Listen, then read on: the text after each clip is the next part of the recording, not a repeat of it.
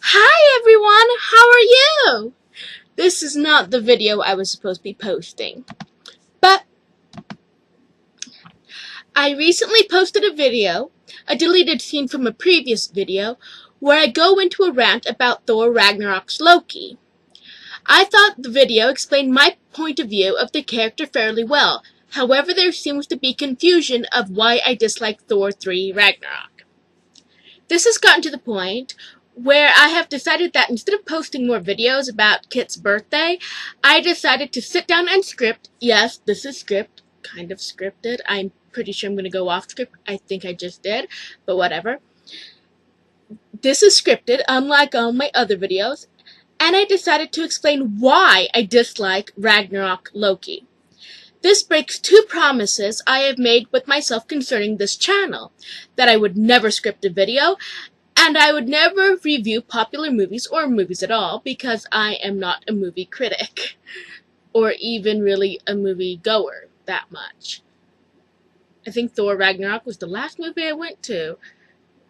The last movie I saw was a DVD, and it was Rise of the Guardians, like 4 days ago. So, that is why I don't want to review movies. People have asked me on several different videos why I disliked Thor Ragnarok's Loki.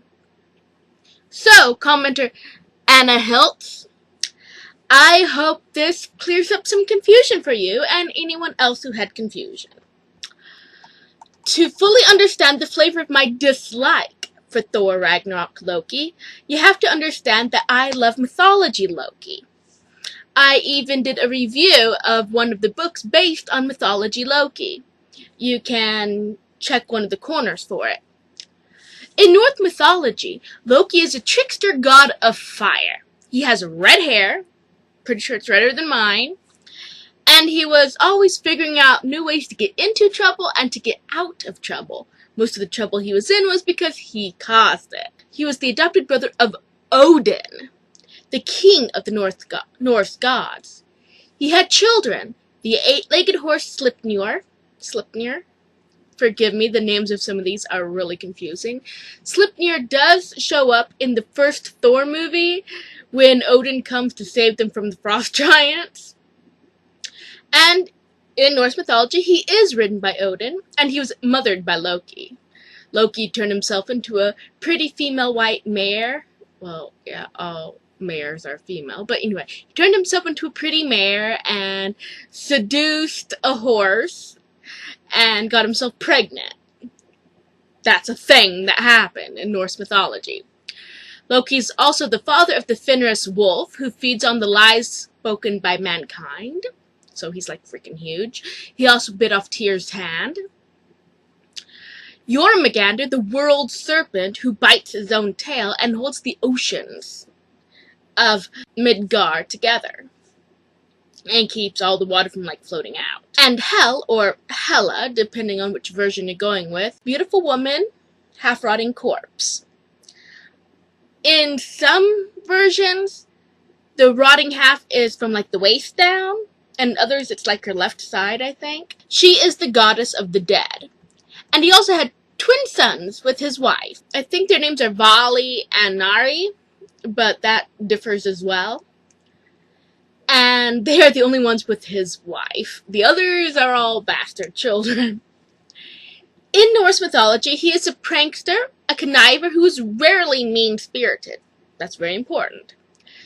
Like when the goddess Skadi demanded of the gods to make her laugh, Loki tied the beard of a goat to his balls. He is very important to the gods as a whole because he was the one who made sure that the walls of Asgard were built. That's why he turned into a horse and got himself pregnant. And it was because of mischief that he caused, which led him to obtaining Mjolnir, Sif's magical golden hair, the foldable boat Skidbladnir, Odin's staff, which does show up in the shows, Gungnir, and the golden boar Gildenbursty, and the magical ring Dropnir. Dropnir? Oh, I want to call it Dropnir, but my pronunciation sucks. He was a great discoverer of secrets, and he knew lots of things. And his children were extremely powerful. They were so powerful, in fact, that the other gods feared them, to the point where they locked them away or banished them. Sleipnir was controlled solely by Odin. Fenrir was bound in chains at the entrance of the underworld. Hel was bound to the underworld and unable to leave. Jormungandr was tossed into the oceans and forbidden to leave. And because Loki knew too many secrets and insulted too many people, his sons were killed, and their entrails were turned into chains to bound him to a rock deep beneath the earth, where he would thrash about, because there's like a giant snake dripping poison into his eyes, so he'd thrash about, causing earthquakes. And one day, I'm not sure in Norse mythology if they say it actually has happened yet, or that it will happen, but anyway, Ragnarok will happen, when he will burst out of his chains, gather up his children, march on Asgard, and lots of people die. In mythology, Ragnarok is the only time when Loki is shown to be pure evil, but even then, that evil is not really evil, because he has basically gone insane and has had enough of being betrayed. He is the kicked dog that eventually fights back. I'm not a big comic book reader. From what I understand, when Marvel got hold of the character Loki, they left out everything about his character except his name. In the comics, Loki is not a trickster god of fire, but an evil god of mischief. He's not red-haired, he has black hair. And he is no longer happy or carefree, he is evil. They changed his powers. In mythology, Loki could command fire and can shapeshift, not merely cast illusions. Illusions, both, but actually physically transform, which is why he had sex with a horse. They changed his relationships with other characters. Instead of being Odin's adopted brother, he is Thor's adopted brother. Instead of having children and being married, he doesn't and isn't. Although I have heard in one comic he's actually acknowledged as Hela's father, and in another he convinces Deadpool that he is Loki's son. Which is actually kind of hilarious, and my favorite clip from comic book puns is there,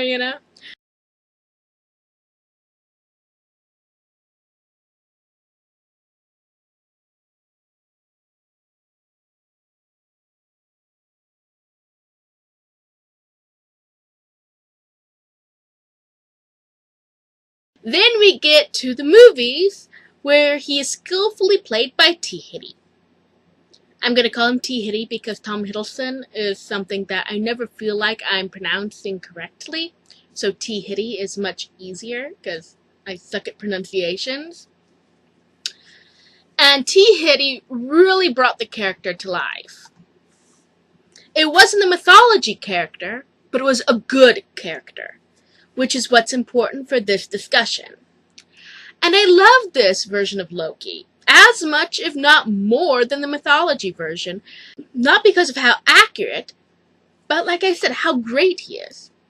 The rest of the video, I'm going to refer to the first Thor movie as Thor, the second as The Dark World, the third as Ragnarok, and the first Avengers movie I will simply call Avengers. Let's go movie by movie, shall we? In Thor, we are introduced to Loki. And he is the slightly disliked brother of Thor. He isn't shown to have any friends of his own. Seriously, all the people he hangs out are Thor's friends, not Loki's. And they mock him at any chance. When he is given the throne, yes, he is actually given the throne. It's in a deleted scene, but still. And his mother even agrees with it. She's like, yes, you be king. We need a king. But so when he does take the throne, he does his best to rule. He sends out the destroyer after Thor because Thor, with his mere existence, is causing dissent among the people of Asgard, which is something shown with Lady Sif in the Warriors 3. But actually, it's not even stated that Loki sent the destroyer after Thor. That is left ambiguous. We know that he awoke the destroyer and sent the destroyer to Earth, but we don't know what the destroyer's orders were. It is quite possible that the destroyer was sent to retrieve Lady Sif and the Warriors 3. This is supported by the fact that the destroyer shoots out his beams at Lady Sif and the Warriors 3, but when Thor stands before him, he just slaps him aside. Thor was in the way, so the destroyer got him out of the way. If he was sent to kill Thor, he would have just...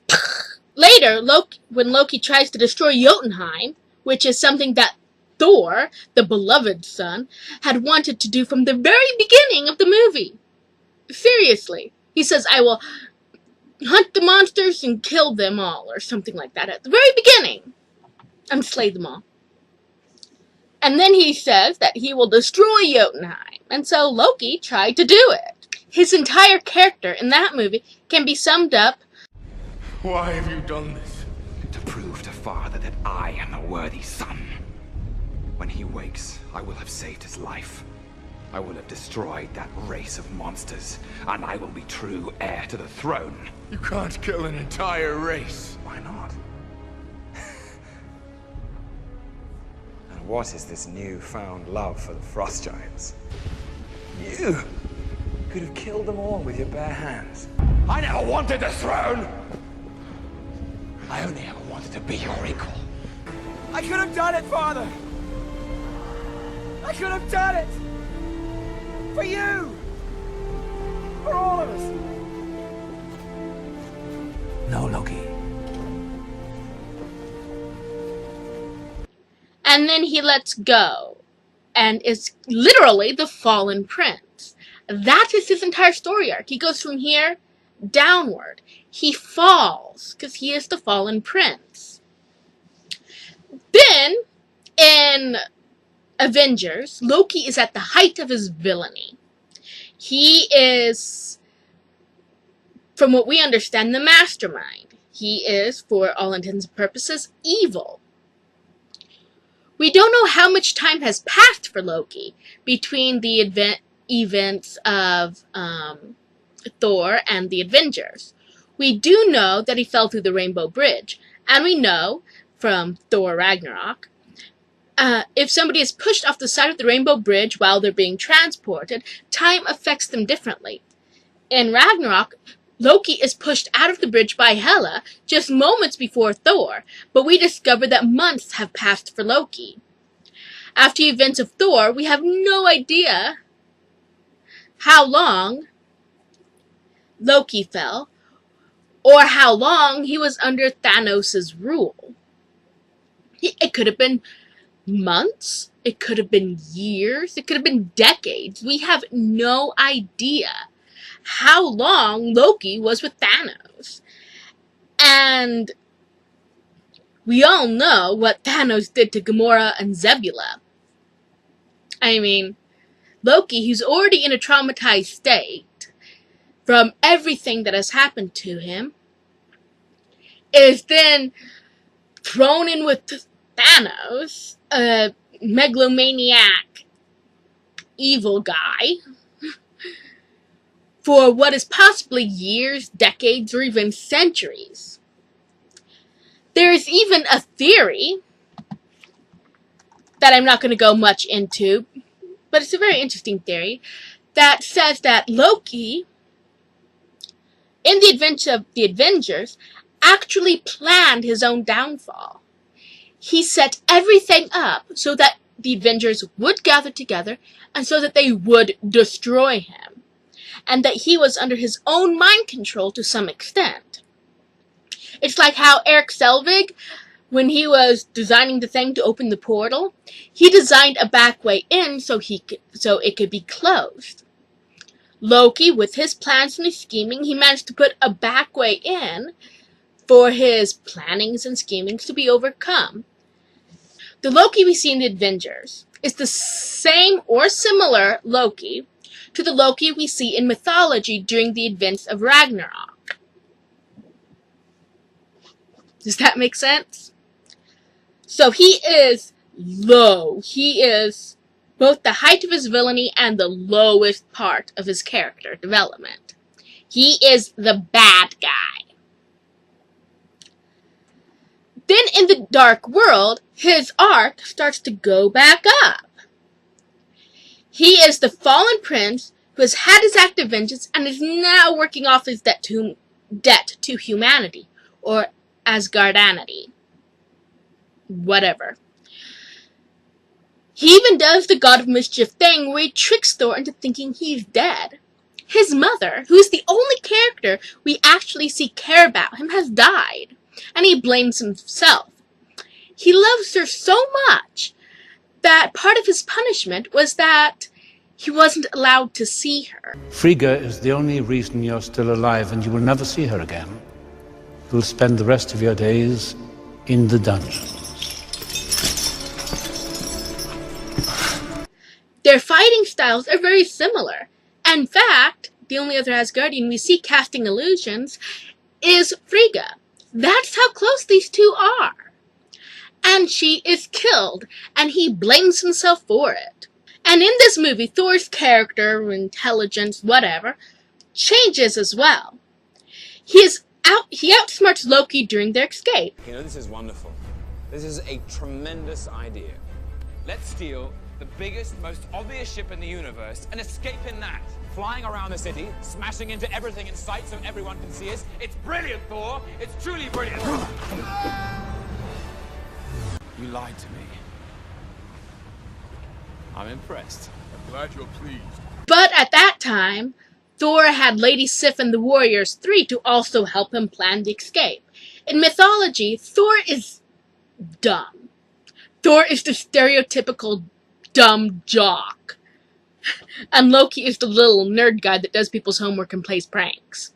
Thor outsmarting Loki can be explained by Lady Sif and the Warriors 3. And even in Avengers and Thor was never a smart character. Grim? Yes. Dark? Yes. Overly intelligent? No. Loki has always been the overly intelligent one. Then Loki is injured. I do believe he actually was injured. Not killed, but injured. And he takes over Odin's throne. He and Thor even have a moment together when Thor can't tell that Loki is pretending to be Odin. I cannot give you my blessing, nor can I wish you good fortune. I know. If I were proud of the man my son had become, even that I could not say. It would speak only from my heart. Go, my son. Thank you, Father. Thor doesn't even notice. And in Ragnarok, we are led to believe that Odin even gave up his throne willingly. Or at least without a fight. Thor, who has always been the foolish, hard-headed, and reckless one, states that Loki, for all his grave imbalance, understood rule as I know I never will. The brutality, the sacrifice, it changes you. I'd rather be a good man than a great king. Loki died with honor. I shall try to live the same. Is that not legacy enough? And in that scene, where Loki / Odin speaks to Thor, Loki even shows himself to be a better and more understanding father than Odin would have been, in my opinion. I think Odin willingly left because he knew Loki would be a better ruler than Thor, or himself without Frigga to balance him out. In short, Loki's arc in this movie took him from being the lowest of the low prisoner to being a hero and a king. His entire arc has been completed. His fall in Thor, the dark part where he is at his height of his villainy in Avengers, then his rise back to power, his rise back to grace in Dark World. And then we have Ragnarok. In Ragnarok, Loki goes from being this king person to being a total buffoon. He is self-indulgent while pretending to be Odin, and is shown to be an idiot. He goes from being an antagonist with a good backstory to a villain to an important side character to someone who doesn't even affect the plot. Seriously. Like, you can cut out all of Loki's parts in Ragnarok, give them to somebody else, and it would make no difference.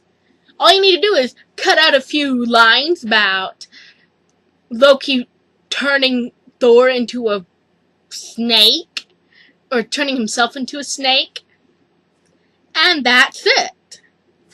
Any character could have done any of the things Loki does.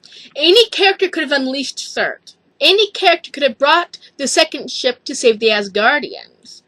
Loki's character was completely unimportant. He isn't even shown to be that smart. Loki's entire character is that he is smart. You can't just destroy that about Loki. Loki never even makes a plan. He's outsmarted by Thor, the dumb jock, and is nothing more than the comic relief. Loki has no character growth, no actual arc in the story, and the facts already laid out are not shown again. For a god of mischief, he does absolutely no mischief. He's just sort of there, a character for Thor to mock and make fun of, and Loki's just sitting there smiling. Seriously. How does Loki go from being a king who outsmarted everyone else, who is a good ruler, to being a buffoon?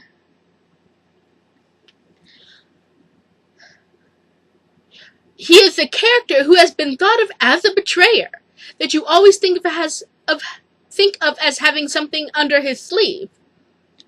But he betrays no one. The only person who actually betrays anybody is that guy with the 2 guns who betrays Hela, and Thor, who betrays Loki in a strange turn of events by outsmarting Loki. Before then, Loki showed no sign that he was going to betray Thor. But Thor's like, oh, I'm going to betray you. Which completely flips their characterizations. I think that the entire character of Loki in Ragnarok can be summed up in the get help scene. Replace Thor with Marvel, and the words get help with here's T-Hitty. Get help! Please! My brother's dying! Get help! Help him! Oh, classic. Still hate it? It's humiliating. No, not for me, it's not. And you get a Marvel throwing T-Hitty at the fans while he's dressed in Loki costume and hoping we don't notice that it's a stunt double. It's not even the same character. He isn't intelligent. He isn't smart. He isn't even very tricky. He doesn't even affect the plot. I mean, Loki even sums up his own characterization in that movie by stating, I hate it. It's humiliating. I guess one could say that the entire Loki arc is about him reconnecting with Thor, but it's shoot in to such a degree that it's forced and contrived. And everything that we've established about the characters is false. It doesn't say, this didn't happen. No. It keeps all what did happen in the movies right, but not the characterization. It's like saying Tom fell down the stairs while chasing Jerry, without actually acknowledging that the reason why Tom fell down the stairs while chasing Jerry is because Jerry tripped him. I mean, they say, basically, Loki became king. They don't explain why he became king. They don't acknowledge the intelligence it took for him to do that. They say, Loki played pranks on me, but they don't show him actually doing a prank, except the time when he appeared to Loki, or appeared to Thor to have a conversation, and Thor threw rocks through him. I mean, that's not even a prank. That's just a phone call. That's all it was. It was a phone call. So they never actually continue with the characters. The characters are just sort of there, and they completely rewrote them. Thor, instead of being the dark, broody one, he is comic relief as well. He's throwing more jokes than Loki. That is not Thor. The Loki from Thor or the Dark World would have never built statues to himself or watched plays about himself. It isn't in his characterization. I really can't say it any more plainly than that. As for the rest of Thor Ragnarok, was it the funniest Marvel movie? If you are a 5-year-old boy or someone who loves butt and fart jokes, yes. It's not for me, though. I completely lost all respect for it when that alien was taking a crap, actually showing the purple poop falling from his butt. And the alien beside him says, "Oh, are you laying eggs?" That made the entire audience laugh. I found it nothing but disgusting. And the entire movie was like that. All of the Thor movies are the serious movies, dealing with serious things. They throw in poop jokes. Ass guards are thrown in. The Lucifer's, or the devil's anus, is in there. I can't argue with the devil's anus because, that's not particularly bad, and it's probably in the comics. But all the ass guard jokes, all the butt jokes, all the poop jokes, I mean, those aren't necessary. There is even a Hulk penis joke in it. Okay? If you don't believe me, I mean, seriously. Laughing at an alien taking a dump on the floor. You're laughing at Hulk's penis size. You're laughing at the fact that Asgardian can be split up into Asgardians. Okay, it was nothing but butt and poop jokes throughout the entire thing. If that is your thing, yes, it was a very funny movie. Did I like it? No. Did it have amazing visual effects? Yes. I haven't found a Marvel movie that doesn't really have good, modern Marvel movies. I'm not talking about the Elektra movie or Howard the Duck. But the modern ones, yes, they all have good special effects. A little too brightly colored for me at points, but, whatever. Did it perform well at the box office? Yes, that's undeniable. All Marvel movies perform well at the box office. I think the last Marvel movie that didn't perform well was probably Iron Man 3. Or the Hulk, one of the Hulk movies, The Incredible Hulk or whatever it is.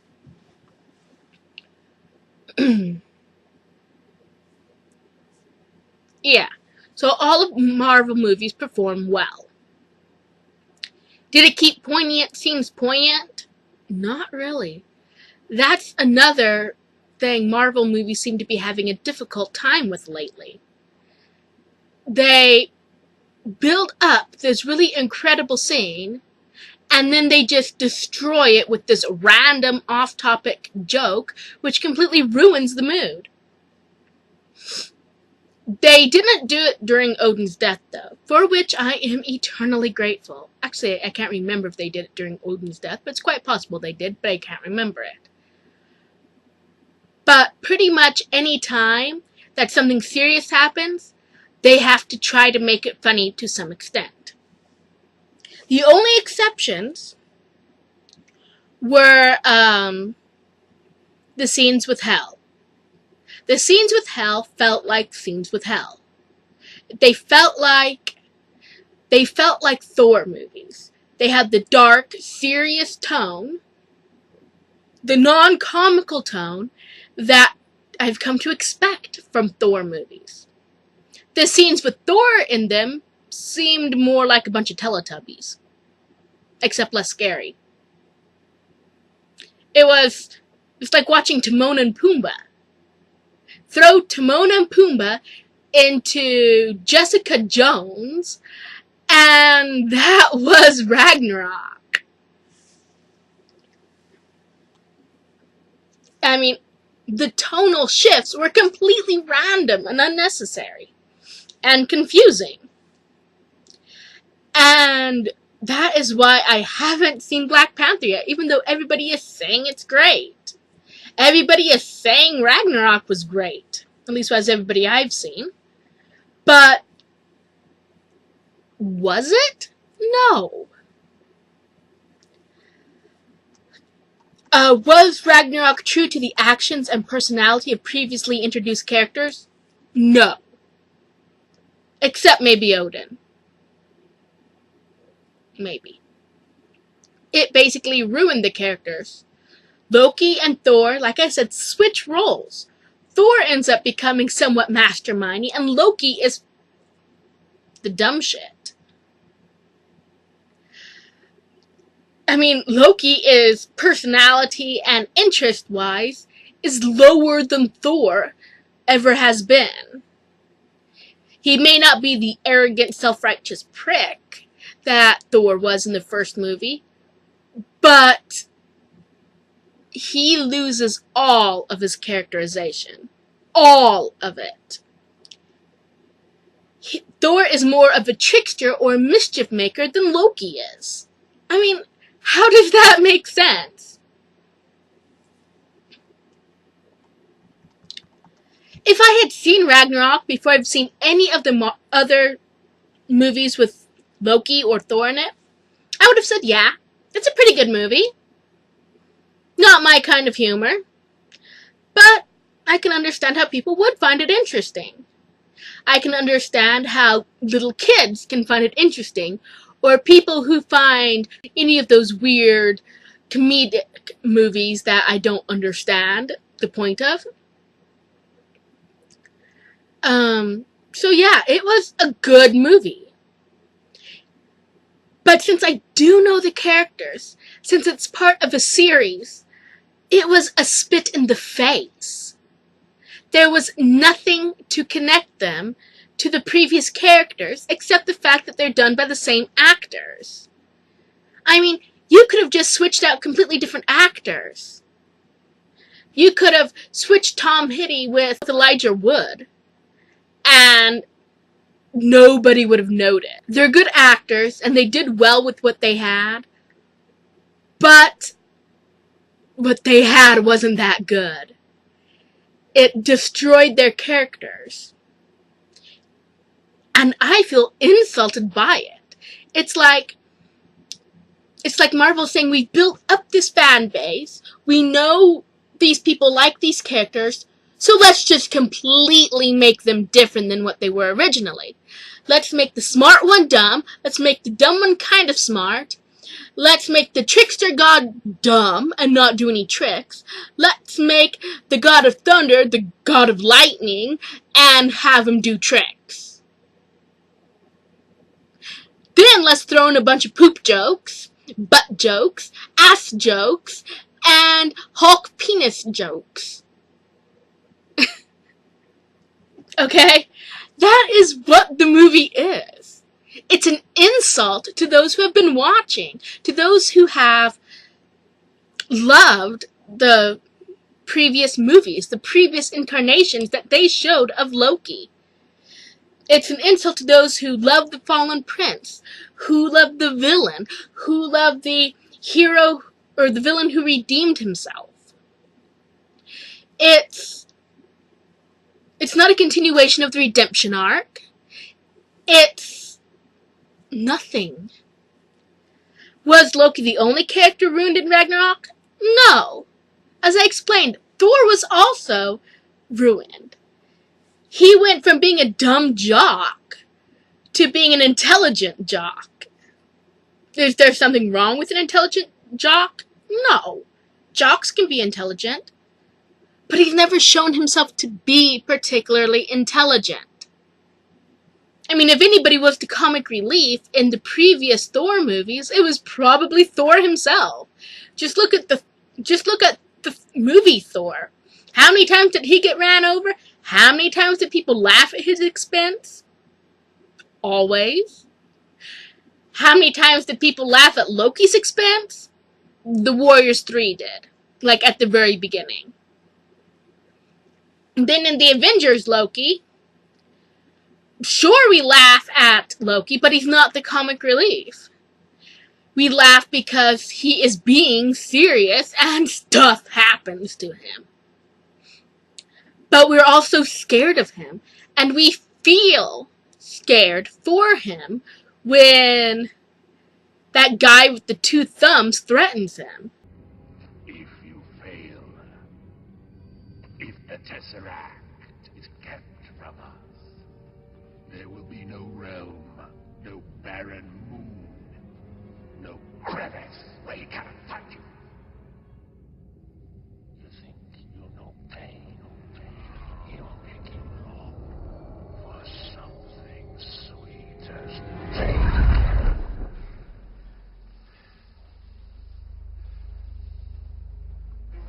We feel sorry for him. We feel a full range of emotions for Loki. Then in the Dark World, I'm not sure if there is comic relief. What comic relief there is at the expense of Thor. Loki mocks Thor in it. Thor is the one who makes the funny faces. Oh, and Darcy. I guess if there is comic relief, it's probably Darcy. But there's not much comic relief. But in Ragnarok, Loki is the butt of every joke. He is the comic relief. So's Thor. Thor and Loki both are, but Thor laughs at Loki, which is something he never does. Even in the first movie, when Lady Sif and the Warriors 3 were mocking Loki, Thor never did. Now he's mocking Loki. They ruin Thor's personality as well. There was a slight shift that I saw to Odin's personality. I couldn't really say that much though. Because he's only there for a moment and he is still grieving for the death of his wife. And that can change a character. But he did seem a little too soft to me. Instead of being a hard ass like he normally is, he's just a little weak old man. Heimdall seemed to change his personality slightly, not a whole lot, because he wasn't given much personality before then. And Lady Sif and 2 of the Warriors 3 were even left out of it. I think it had something to do with scheduling problems, but I'm not sure. But yeah, they were just left out. I mean, I assume they died. I don't know. I assume they were killed. No idea. But I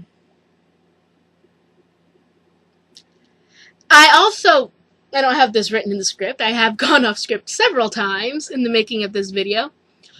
But I did mention in my previous video that the one dumb part in the Loki character is the fact he didn't know he was adopted. This goes all the way back to Thor, the movie. When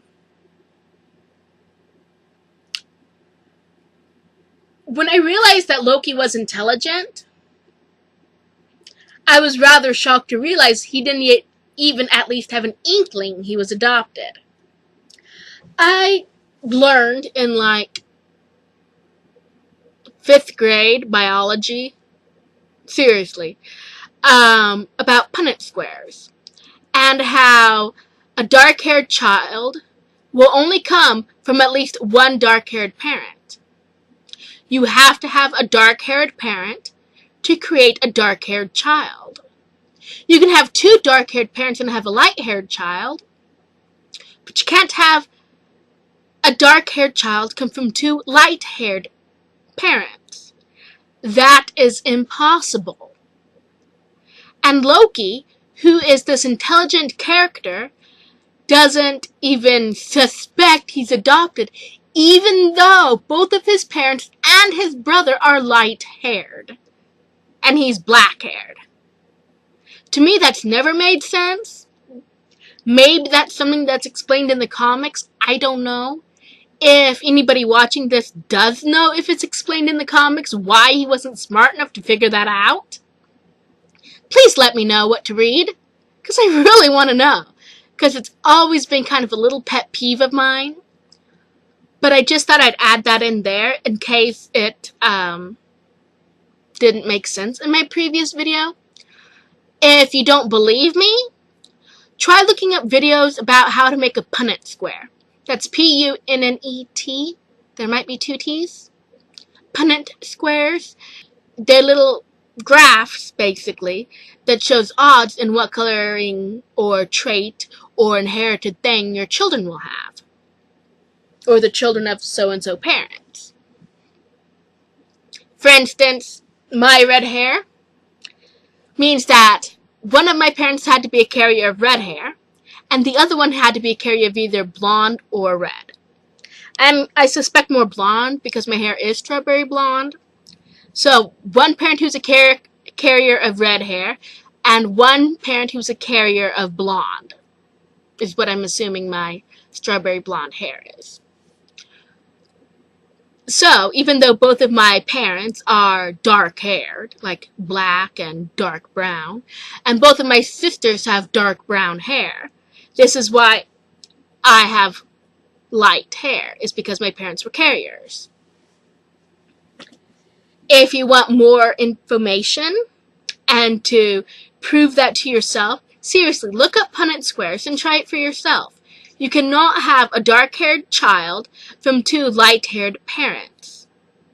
And that's just a little thing that's always bothered me about Loki's characterizations in the Marvel movies. If there is a reason for his dark hair, or why he doesn't ever suspect it, or if he does suspect it in the comics, let me know. But, yeah. That is why I don't like Thor Ragnarok. It completely changes his character. And frankly, Marvel, seriously Marvel, if anybody from Marvel is watching this, I am disappointed. I am really, truly disappointed in you, Marvel. You could have done better. Don't just ruin my Loki. He's my Loki. And you ruined him. I hope you can make up for this. Because I've, lost faith in you, Marvel. I just want you to know that. I hope this has explained my view of Thor Ragnarok and why I don't like it. I know this is a long video. Seriously, it's like 46 minutes right now. I hope I can edit it down a bit. But I hope that cleared up any confusion. And let's discuss this in the comments below. Seriously, comment below. Did any of you have issues with this? Let's start a dialogue. If you believe that this went with Loki's character, or with any of the other characters, based on previous movies, let me know below. Explain yourself. Explain why you agreed with the characterization. I want to hear this. Okay? Okay. Bye-bye. Like, subscribe, comment.